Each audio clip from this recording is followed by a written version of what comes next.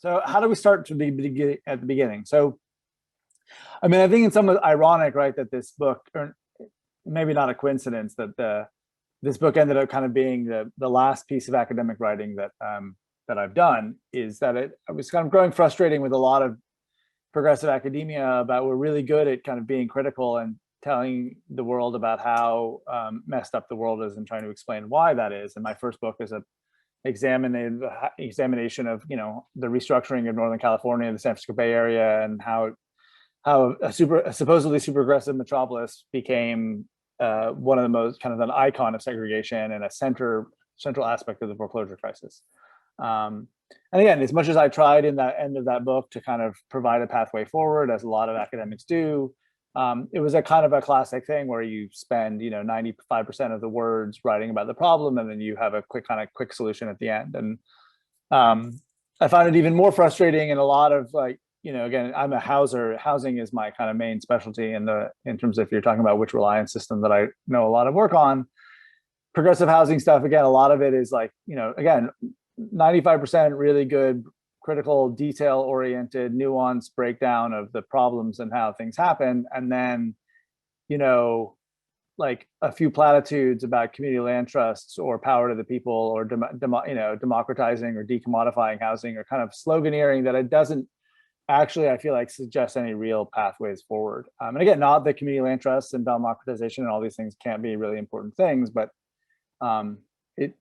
the steps forward were never equal to the intelligence and the quality of work that was in the kind of critical stuff that went before that. And I think that's a lot of problems that people have with academia now that I'm back out and I'm in the real world.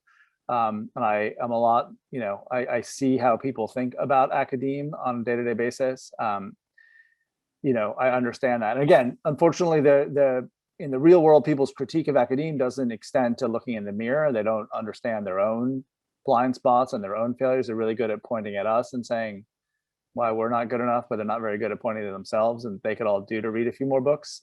Maybe even if we could do to read a few less books, maybe. But so there was this kind of basic frustration, and I knew that for my second book that I wanted to do something where I did two things. One is sort of like start with trying to like focus the whole book on kind of trying to lay out pathways forward from day one, and not spend a ton of time trying to examine the problem. And two is that I think, like a lot of folks, you know, when you're trained in academe, like I had a fairly non-academic professional life before returning to I started my PhD at 32. And I have a master's in planning, so real practical, kind of not super academic master's degree. And I mean, I didn't know what a literature review was. I couldn't have told you a theoretical framework from something that holds up a building. Like and so I wanted to do what I learned to do at Berkeley was to argue on paper with everybody else. And you kind of get trained, right? You have to do these long literature reviews explaining like why everybody is wrong and how you're going to extend their work. And, you know, it's like getting involved in the debates is how you're trained to do. And I got good enough at it that I could like play the game for real in the big leagues, and, you know, even won an award from a fancy journal and thought I was like making it somewhere. But it was ultimately like not rewarding. And the first thing that actually happened to me is, I'll never forget, is I first turned my dissertation into a book, and the first version I wrote, like, it just wasn't that good, and the reviews weren't that good. And I ended up going back in and cutting 25,000 words of basically like literature review of me, like arguing, like showing my knowledge and arguing with at that point, a lot of people who were dead. Like, that really just didn't matter to the actually average reader. And cutting that out was sort of this first freeing moment, because again, that had to be like, that was in my, you know, that's like a literature review in my dissertation. You know, this is like academia. I couldn't have gotten my PhD from Berkeley without doing that. But in turning into a book, like, I had to let go of that. And this was like sort of the next step in letting go. And one of the things that we really tried to do is to not, you know, we buried we buried a lot of stuff in the footnotes that wasn't even arguments. We tried not to argue with folks. We just said, okay, who are the folks that really inspire us, and where can we take their work and kind of build on it? And that was kind of the spirit of citation that we tried to bring to it. You know, like, whether Deb Cowan will ever read my book and think that, see that it's an ode to her work, I don't know, or Eleanor Ostrom, unfortunately, and now Iris Marion Young are no longer with us. But that's kind of the spirit that we tried to bring, is to not make this about the debates, but about sort of trying to build on the work of others. Like, that to me was the best part of academia, is like building on the intelligence of other human beings, and not the debatey showing how you're different, showing how you're unique and special, and making an original argument. So that's the kind of core spirit. And so that was the first thing that went into it, is really trying to do that. And I think that in some ways that intellectual like approach was more foundational for me than anything like trying to speak to practice. Maybe that's partly actually because I come from the practice world, and maybe I sensed that I was going back to it, and I was more comfortable with that. This was more about sort of how I never felt truly comfortable in academia. I never felt like I truly belonged. And this was my way of kind of trying to write an intellectual book that wasn't an academic book. And I don't know if we succeeded in that. So the second part of the framework that I think is important for folks to talk about how it came together is that it started as two separate projects. So Stephen Hall is an energy geographer. He's a specialist in municipal energy systems. And he and I became friendly at Leeds right in the earliest days. He's a former civil servant, worked a lot of community energy projects in Yorkshire. He's a real deep kind of East Yorkshire man. And I use the gendered term like very intentionally. And so he and I started talking about, again, we were both interested in these kind of systems, and I'm a houser and he's an energy person. And we were sort of like kind of comparing our frustration at, in particular, the way progressive politics tend to treat energy and housing as if they're the same, and that the solution to both of them is some sort of similar thing. And it doesn't matter whether you're a small scale collectivist or a big state socialist, which is the main divide in Britain, right? An old, goes back, the same anarchist communist divide for 150 years, still alive and well in Britain. Like, everybody wanted to take their system that they had and apply it to the system to be governed. Even the fact that, like, I don't know, housing and energy are just not the same, like, at all, in any way, shape, or form. Like, energy has to like constantly be renewed all the time. It moves over long distances. Housing, you build it once and you have to renew it, but you're not kind of constantly building it all the time. If the energy goes out, you can survive for a little bit. If the house falls down, you're probably going to die. Like, everything about it is really different.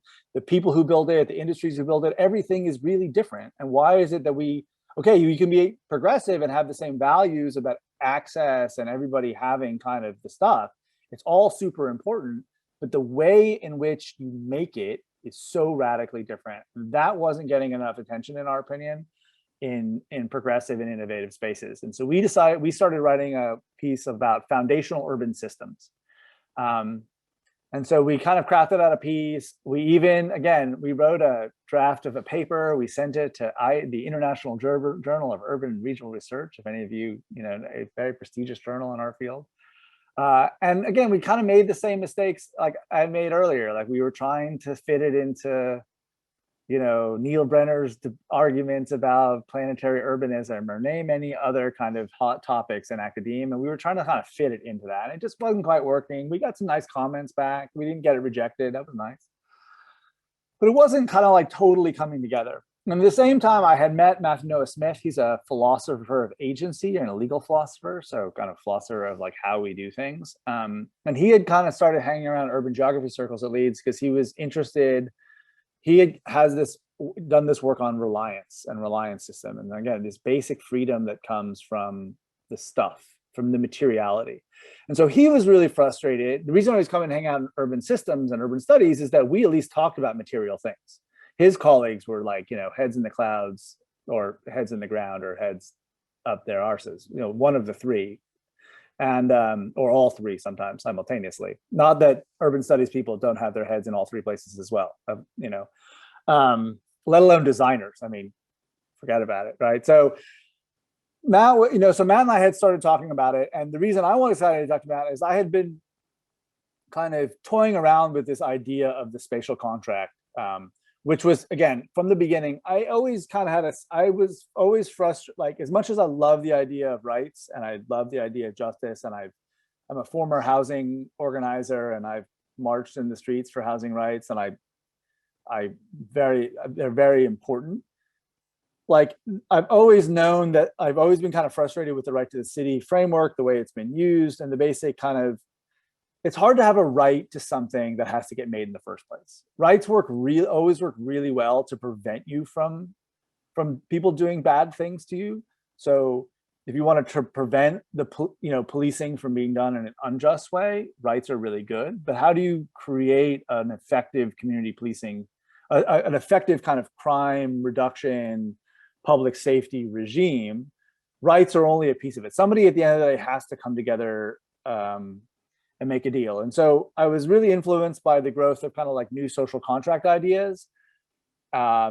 And in the beginning, I was confused. Again, not being an academic, I was really confused between like the social contract from like a philosopher, like, I think I had maybe read like, Rousseau or whomever, before, and I kind of knew that was this thing. And then I knew that there was like this social contract that was like a deal between, a post-war kind of détente between labor and management around, in the United States, kind of your FDR New Deal kind of social contract. And I was confused about the difference, and I realized that maybe there's something interesting about the fact that we use the same term for both things, and that we're ultimately talking about a deal. And that was always it. I'm an old housing organizer, an old tenant organizer. Like, everything that we fought for, every law, every building, everything was always at the end of the day a deal. Different groups of human beings coming to some sort of agreement in some sort of way to make something happen. And again, maybe they're making an agreement on rights, maybe they're making an agreement on what constitutes justice, but that basic set of formal and informal agreements of different institutions of humans coming together was part of it. And that, being a philosopher, was like, I'm like, I need a philosopher if I'm gonna write this, because I don't know, like, Rousseau from Descartes from whomever. I'm a lot better at French wine than I am dead French men. So I knew I needed that. And so it was like Matt and I had more of an exchanges quid pro quo kind of thing. It was like, okay, I'll give you information about your reliance to help your reliance systems. You teach me about social contract. And then after a while, I realized, like, oh, this thing that we're trying to build around became the spatial contracts is actually the solution to my really bad paper with Stephen on foundational urban systems. And that's how the three of us ended up coming together and writing a book.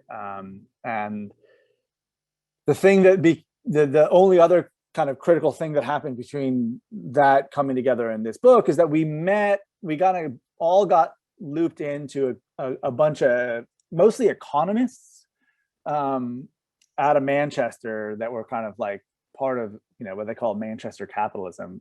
These are the foundational economy folks. So if you go to foundationaleconomy.org, you can see a bunch of papers. You'll see a working paper there. If you want a free version of an old version of the spatial contract, you'll see Stephen and I's original working paper there.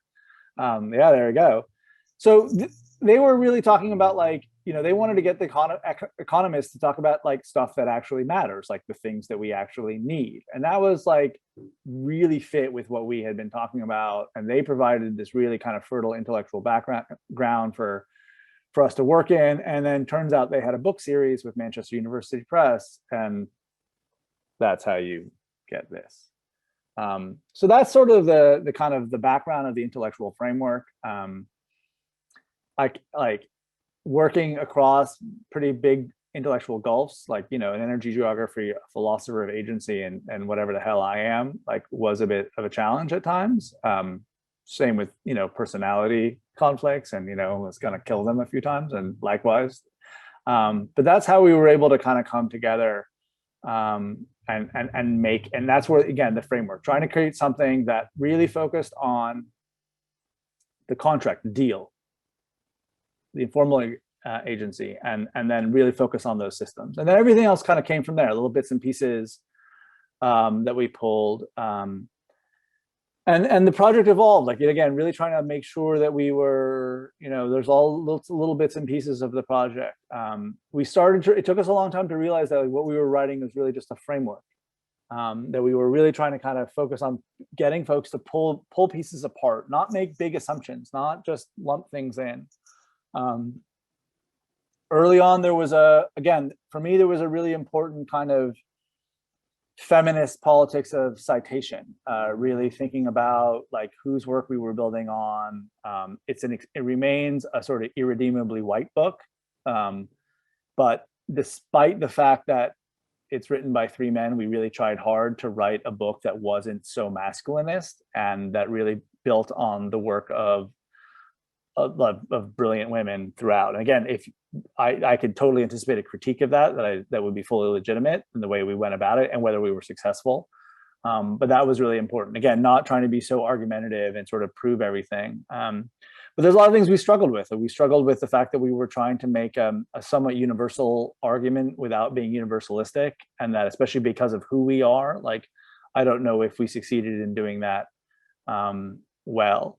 We, again, to anticipate some of the questions I'll talk about in a second about the politics of language, we tried hard to like to try to demonstrate sort of how to kind of re-co-opt terms that had been used poorly. And so instead of like focusing on the hot button ones that are really debated right now, like resilience or sustainability, we went like deeper into like economics and tried to like, it's like, substitutability and these like basic terms of like public goods economics are really useful if they are taken away from neoclassic economics and sort of repurposed.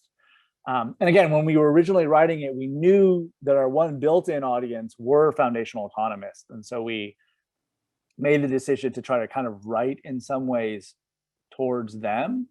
And we didn't like go through, again, we didn't go through all of the potential kind of words that we could have, but that basic politics was particularly important. And so that's the basic frame. That's the kind of like the basic, like how the book got built and some of the kind of core politics behind it.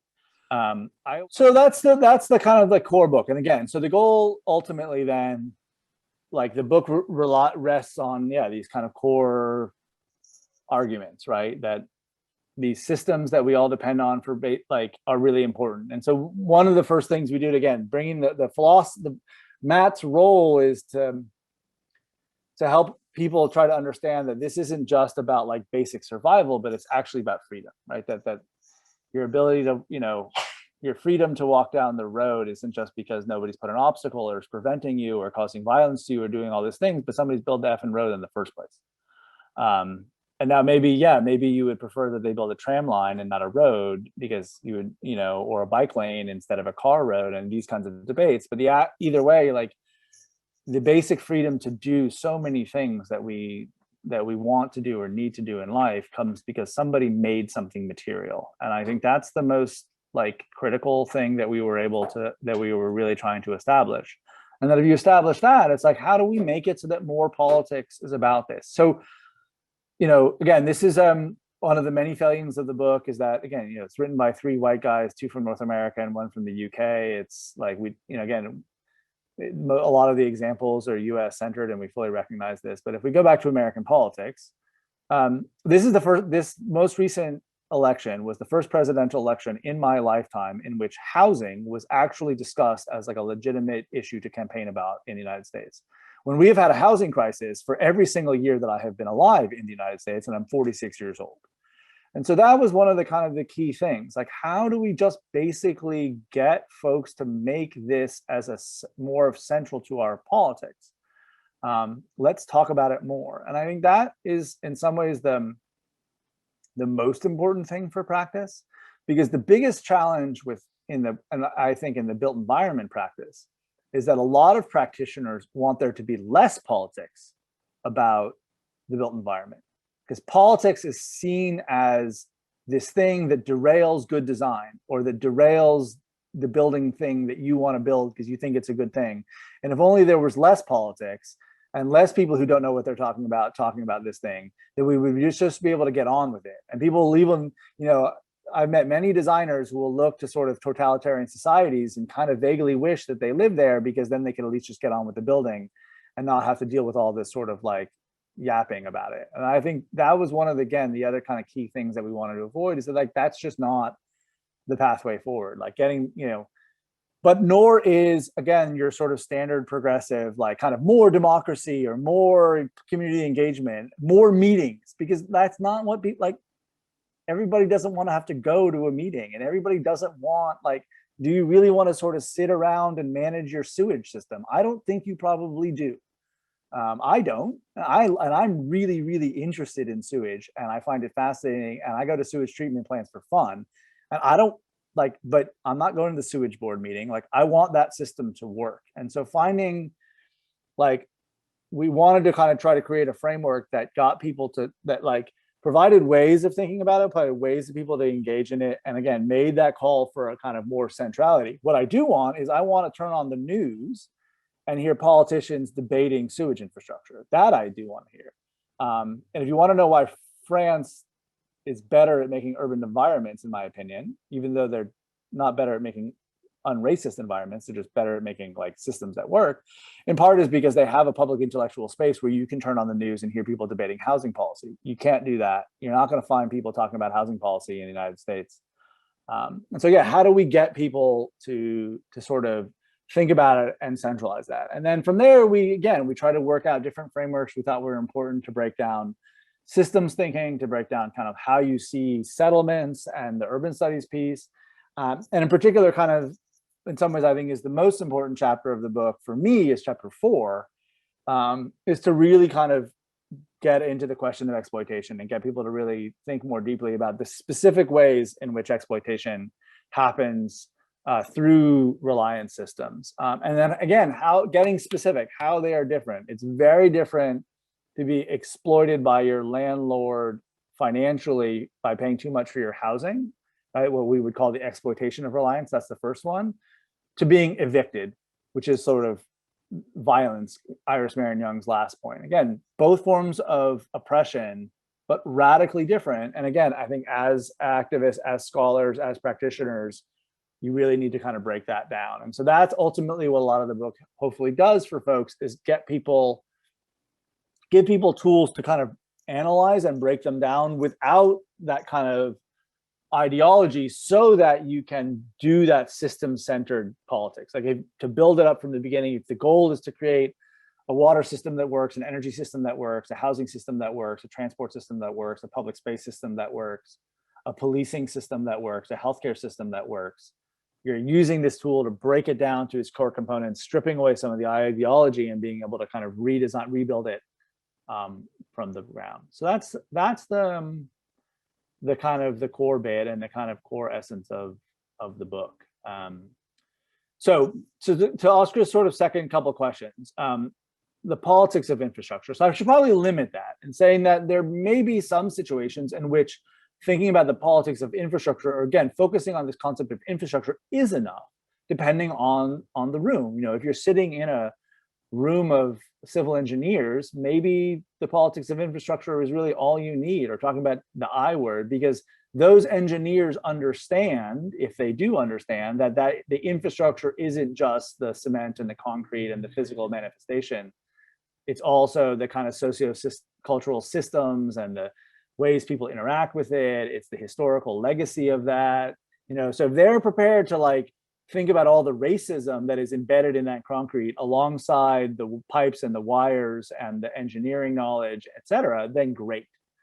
Our point in this is that, again, as much as I love infrastructure, and again, if it's me and Deb Cowan, who's like one of the people that I really admire and has written about this, maybe it is enough. But I just think that infrastructure alone as an idea leaves most people thinking about just the concrete stuff. And it's hard, I think, for folks to get excited about it politically. Again, using the United States, the American Society of Civil Engineers has come out with a damning report about the state of US infrastructure every year for the last 50 years. And it's always said the same thing, except the grades keep getting worse.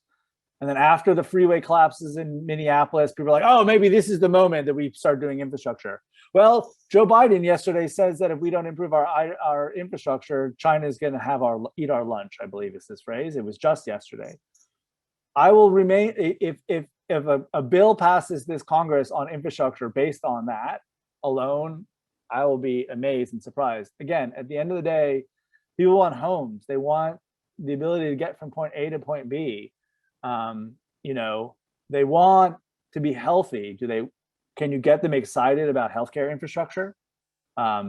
Like, guess what, people? We need pipes that pipe oxygen into our hospitals. We've learned this now. Like, look at the scenes from Brazil where people are like, carrying oxygen bottles everywhere because we don't have enough. Their oxygen infrastructure in most hospitals is inadequate to cope with the pandemic. Again, if talking about infrastructure works, again, I think talking about oxygen, talking about health, getting people to kind of grapple with the larger system is ultimately going to be more effective politically. But that's a generalized statement that doesn't, the vibe of the book is, in the specific system, in the specific place, at the specific moment in history in which you are working as a practitioner, then you need to make the decision about what's going to work to kind of build that new spatial contract. Like, what's going to bring the different institutions together in that space and in that time on that institution to make the improvements that is necessary. And if the infrastructure, the I word, works, then great, bang on it. And if it doesn't, then bang on something else. Be flexible. Find the terminology and the language that works in your space. I mean, that's what I'm doing now. Like, I'm working California housing work and California urban development work, and like searching on a day-to-day basis for like the types of language that will convince not just my team, everybody that I'm working with, to try to convince people, and it's hard. But that's the limit of infrastructure is only the ways in which the term closes people off, the way that the term doesn't, to us as intellectuals, maybe the term encompasses all of these various things, but in the day-to-day world, it tends to not. And so that's our, again, getting people to think about it. And again, ultimately, we think like people want the thing that comes out at the end of the day, right? Like again, I consider myself pretty hardcore lefty, but I'm not a socialist for a whole slew of reasons. One of which is that the Marxist tradition is obsessed with production. And most people don't care about production. They care about consumption. They care about the thing that comes out at the end of the day, right? It's like, do you care about the production of this thing, or do you just care about having the thing and the things that it allows you to do? And that's so the spatial contract part of the vibe is like really getting people to think about that consumption end. And infrastructure is still a pretty production-centered word, and you need that fuller range. Because again, exploitation in the housing market, yeah, sure, it occurs in the wages that are accrued by the workers who build it. Exploitation in the housing market happens in the extractive industries that mine the lye and the things that make the concrete. But it also and primarily happens, I would argue, in the consumption, either of the financing or consumption of the house itself. And that, again, is one of the kind of big blind spots of too many progressives. And that's one of the things that we wanted to address. So that's part of the limits of infrastructure. But with that being said, again, infrastructure for a lot of folks is a gateway towards, I think, this spatial contract way of thinking. So I don't want to be cutting people off from infrastructure, but just to take one more step. Again, I mean, so the spatial contract sort of method for addressing the question would be to sort of start with whatever system that you're interested in doing, and try to break it down and understand sort of, okay, how is that system being delivered now?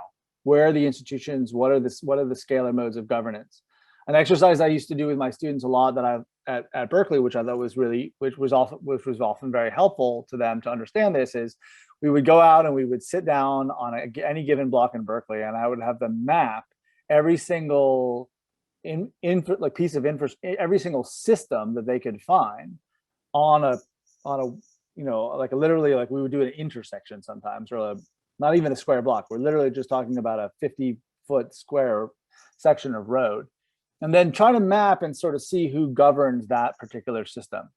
And again, what you'll end up finding is for each system a different sort of scalar logic, or different sort of set of institutions that operate at a different scale. So that again, our energy system was mostly kind of like PG&E, which is kind of basically a Northern California institution that's largely California.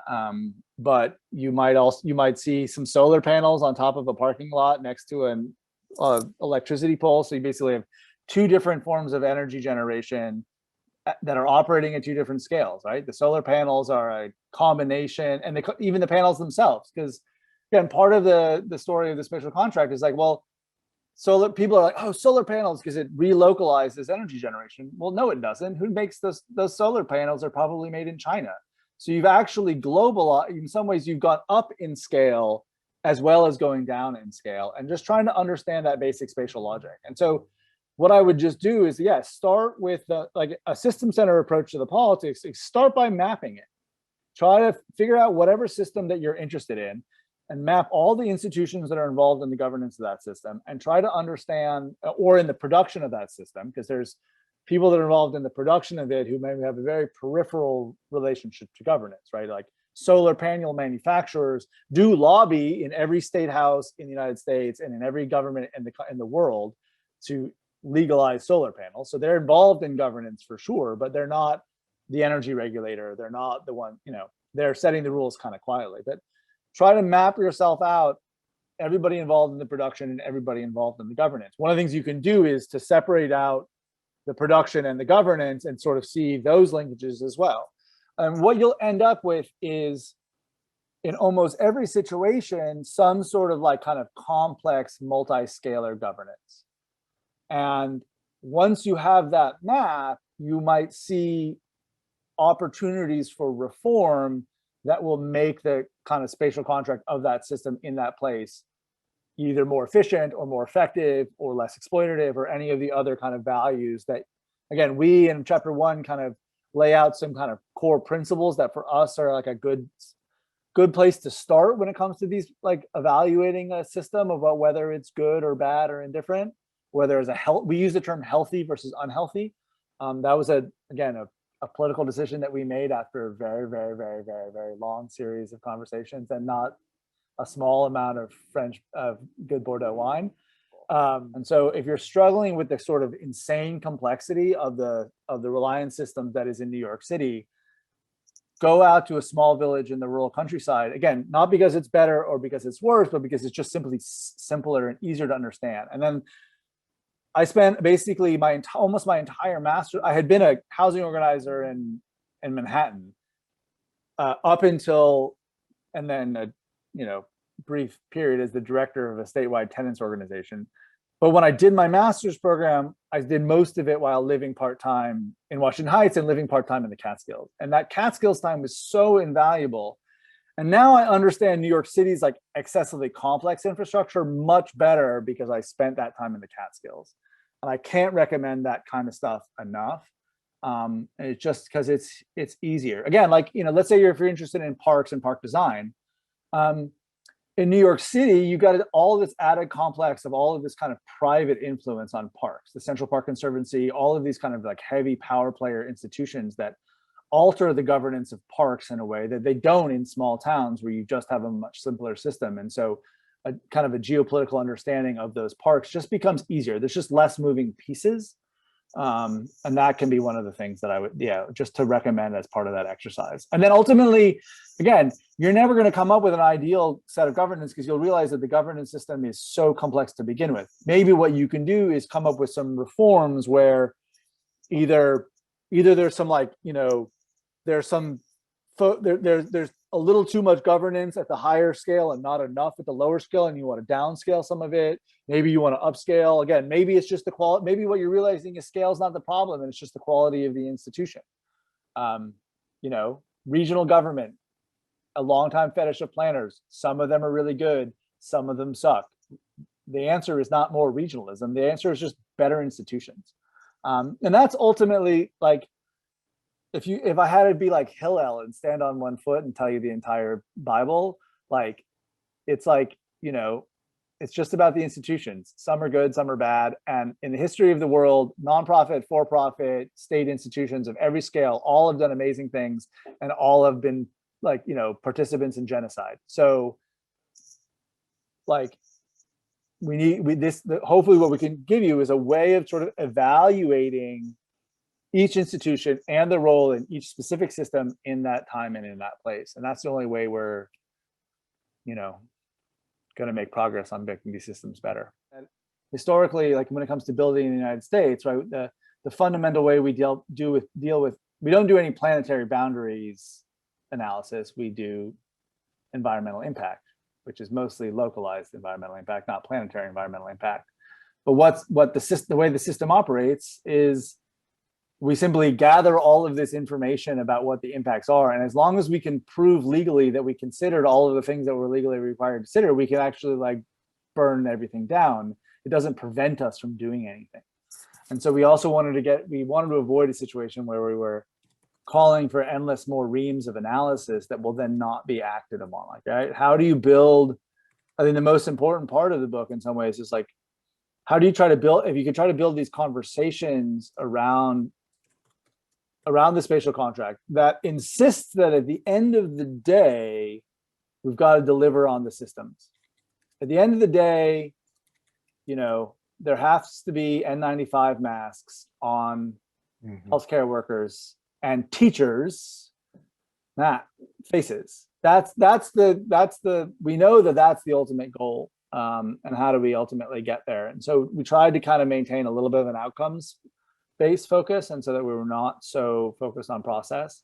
But yeah, and so if we think about the issue of policing and the reform of policing, like what are the ways that this kind of less ideological approach? So, I mean, I think the first place to start is, again, to try to start from a sympathetic perspective with regard. I'm sympathetic to either the love of ideology or identity politics or all of the sort of ways. I mean, some of it has to do with it. We've been trained that's what political is. Like capital P politics is, you know, what party you're part of, or, you know, are you a socialist or a communist or a capitalist or whatever, all these isms that don't make any sense and are not real, because almost nobody is a pure version of any of this. Like I'm a socialist when it comes to housing and a capitalist when it comes to, like, you know, wine production. Like so I think one is to start to, like, I think we those of us who are political actors who are looking for a different way forward have to be a little bit sympathetic to, again, yeah, people have been raised in these just kind of brutal environments, and unfortunately, yeah, the media landscape and all of the things that have happened have only made it worse, and the demagogues out there have only sort of exploited our misunderstanding. I'm particularly, again, even more sympathetic to, you know, quote unquote identity politics, because of the nature of the way in which the brutality of our world has been effectuated over centuries and centuries. Like people are, you know, have a tendency to see that, you know, to be more tribal or more group oriented. And again, some people legitimately so, because it's a way of seeing exploitation of communities of color in the United States. Others, it's just, again, it's a tribal planet, it always has been. And so I'm somewhat sympathetic. So what I try to do is to try to take these things as sort of like, to try to, you know, it's the judo or the aikido method as opposed to like Shotokan, right? So if Shotokan karate tries to break your opponent's force, like the judo tries to sort of like channel that opponent's force into something else. And so I think that's the most important thing to start with, is to try to sort of figure out, how do you channel that energy, channel that anger, channel that desire for reform into something more useful. So again, if you talk about policing reform, which is a really, really challenging aspect, like policing reform is much, much older than Black Lives Matters, and it's not exclusively an issue in African-American communities, and nor is it exclusively an issue in the US. I mean, if you look at policing of the Roma, and, you know, in both France, where I am also a citizen now, you know, let alone, you know, I'm a European citizen. So any number of sort of places where policing reform is super, super necessary and it's heavily racialized and stigmatized, is to take that energy and again recognize and make sure we start with a position of like, I hear you, I see you, I feel you, like I get it. Then I think the key thing that the spatial contract offers is that next step. And so I think one of the things that policing reform can benefit from this book is to really try to break it down. Like, what are we talking about? Are we talking about, like, you know, people with guns protecting us against other people with guns? Is that what policing is? Is policing about like mental health work? Well, no, maybe it shouldn't be about, like, is somebody having a mental health issue, or are they being violent, or both? right? Is this about property crime? Is this about what aspect? Is this about like crowd control? Because so you start to break it down and you realize, okay, we have these agencies of armed humans that do all these various tasks. In other societies, they don't do those tasks. So in the United States, you call one number and it always ends up with like a man with a gun or occasionally a woman with a gun showing up to solve a problem, but it solves a lot of different problems. And you start to really kind of break the system down. And I think we're already starting to see, I'm trying to remember where it was, about there are already communities who've like, changed it so that the humans that show up to a scene, if it's a mental health issue, don't in fact have guns and are able and trained to diffuse the situation. And a lot of police officers will tell you, like, we're not trained for this. We don't want to be doing this. Like, we're men with guns and we're trained to deal with other men with guns or women with guns or non-binary people with guns, right? And I think that's, so like, I think the spatial contracted approach can get people to start to break down the system and try to understand like the component parts and what are we really trying to get out of it? Like, is it police? In fact, what we don't really want, policing is not really the system. The system is community safety in some ways. Okay, so then what goes into community safety? Well, it's this, it's that, it's that.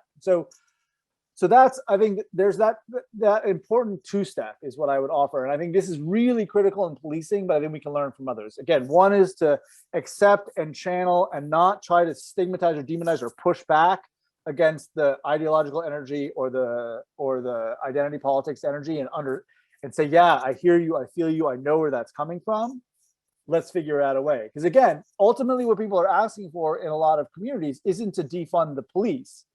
It's to move the community safety funds from this one institution that is full of people who are just trained on violence or violence suppression and move some of those funds to mental health work or schools or other places that are better trained to do the things that are currently being done by police. Because we have twice as many people in jail as the Russians, who have twice as many people in jail as the rest of the Europeans, who are like twice as many people in jail as like the better European actors. And it's like, it's ridiculous. And actually the one area where you get bipartisans, where even the Koch brothers agree in something like not horrible, is in the reform of the criminal justice system. And I think that's, and again, one of the things, and again, and I've learned a lot from studying this issue in a spatial contract terms, because you start to realize, okay, like actually even the terminology we use, like it's not the criminal justice. It's not, let's stop talking about crime or criminals or even the term, like the ultimate goal is safety. And I think we can get to the point with that, where if we start to break it down, we can also get to the point where, like, let's say we're not naive. At the end of the day, there are going to be bad people with guns with bad intentions. And probably we need some sort of like institution that has people with guns that are quote unquote the good guys.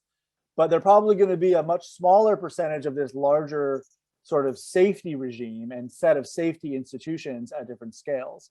And I think that's going to be part of the story. And again, I think once you start getting that, you can start looking at the scalar politics. Again, different countries and different places police in different ways at different scales with different types of institutions, and so on and so forth. But I think that's the 2 point. And Peter, so the Green New Deal for us is really important and interesting in the sense that on the one hand, it is trying to bring a lot more political attention and energy towards kind of basic systems. And again, a lot of it is energy systems and water systems. But again, the Green New Deal in particular is a little bit more of an expansive idea of like, Van Jones and the green jobs and that kind of work. And so it's really, I think, progressed and it's become more holistic and bigger, and it's more ambitious.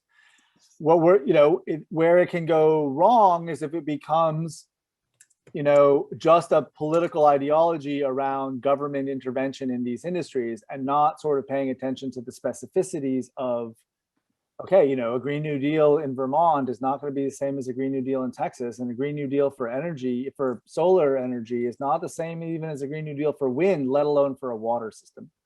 And so we're hoping that we're able, that the architects and the advocates for the Green New Deal, a spatial contract approach, can like take it one step further to becoming specific. And again, just try to start being kind of creative in its solutions. So now that the Keystone Pipeline has been canceled, right? the problem, and we talk about this in the book, wasn't that the idea of a pipeline. It was that the fact that the pipeline was going to carry oil. But now with drought conditions and changing water, if the pipe, again, as Winona Duke said, if the pipeline was carrying water, they would be like all for it, because guess what? If the water leaks into the water, it's fine. Right? So again, it's sort of like trying to take that approach and sort of see. I'm looking for creative ideas for what to do with the border wall, but that's a future conversation. And then the other example that we use in the book is universal basic income, which is another important animating idea. And again, has its value. And the argument that we were making in the book is to not approach, it's not whether the ideology of it is one thing, but on a practical level, like universal basic income is needs to be examined based on each system. So in some cases, access to cash can be a wonderful thing for interaction, for instance, with the food economy, because your chances are you have a very diverse set of on-the-ground food producers, and you're mostly trying to get people the ability to access food, and there tends to be food around, and the barrier between people getting that food in their bellies tends to be the cash to buy it. And so universal basic income can make a big difference in terms of getting people food.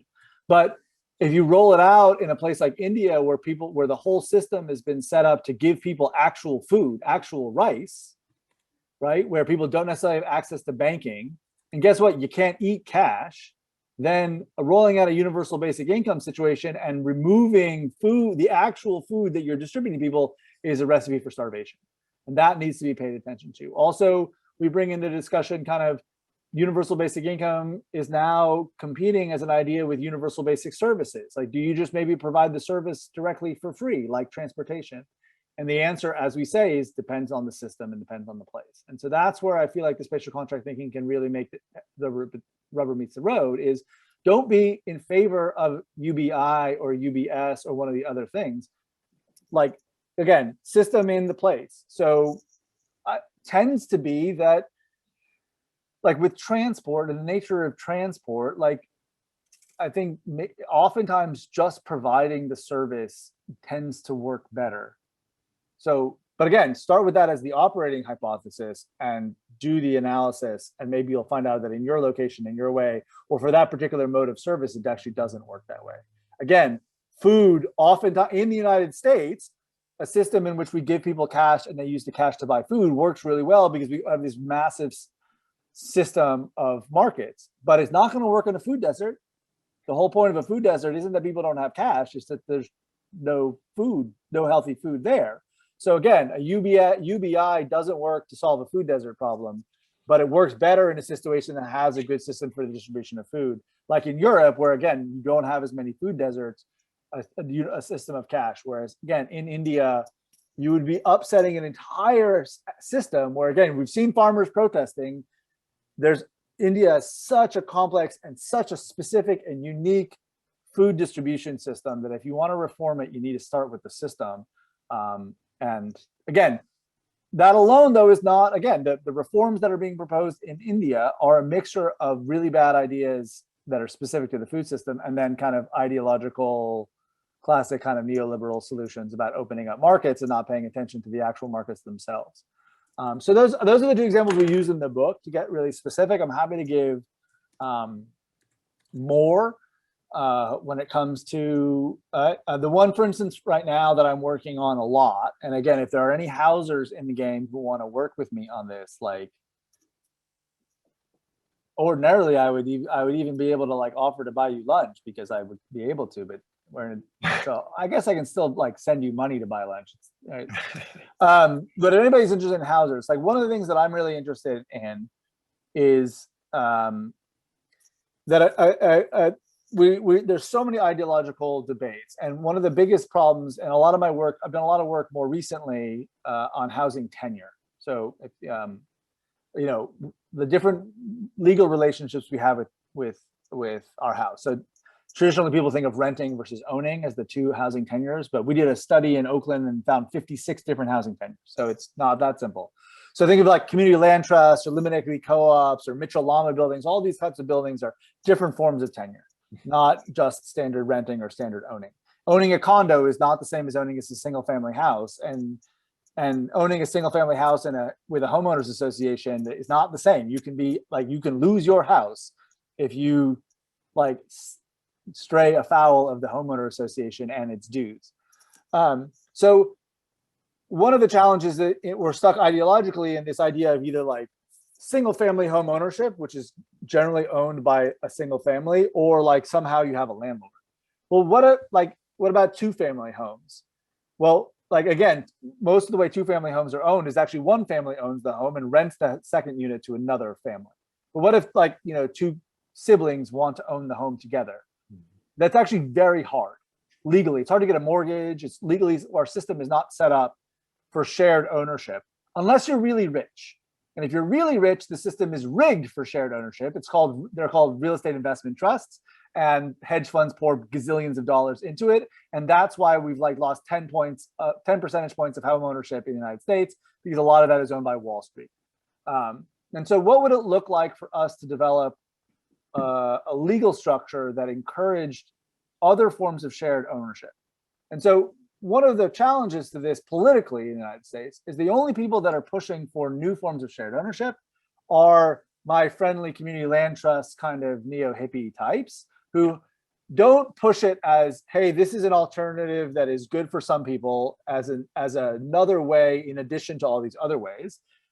CLT folks are like, community land trusts are the answer to all of our problems. They're amazing. And it's like, I love them. They're some of my besties. I don't want to live in a community land trust. There's too many meetings. Like, I'm sorry, like not my thing.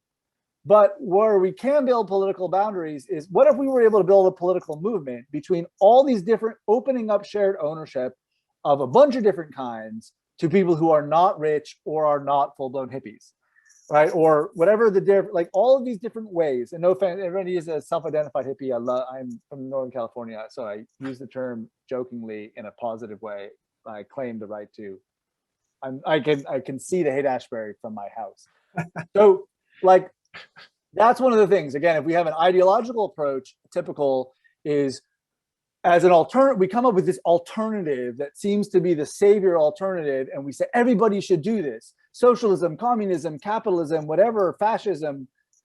No, like community land trusts are a really good thing. Limited equity co-ops are a really good thing. Mitchell-Lama is a really good thing. All of them are like diverse tenures in what we're only adding more tenures. But if we can build political alliances between these different alternatives to make more alternatives possible in more ways possible, I think we'll be able to actually like pass some legislation and make some legal structures and make it so that you and your cousin can go get a mortgage together to buy a two-family house so that you can both live there. Right now, if you and your cousin want to own a house together, you better have inherited it from your grandmother, because other than that, it's going to be really hard, or one of you's got to be so rich that you can just pay cash. Because that's the challenges. And again, that's why the spatial contract for me work. That's how I'm attempting to implement my own ideas around the spatial contract in the real world in housing, by trying to get people away from their sort of fixation on one particular solution to the problem and build alliances across kind of a series of different solutions so that individuals and communities have real choice. That ultimately has been the biggest injustice in terms of housing and communities of color across the United States, is never having any real choice, whether it's where to live, whether to stay, or what kind of housing to live in. It's always been a case of having less choice than other people.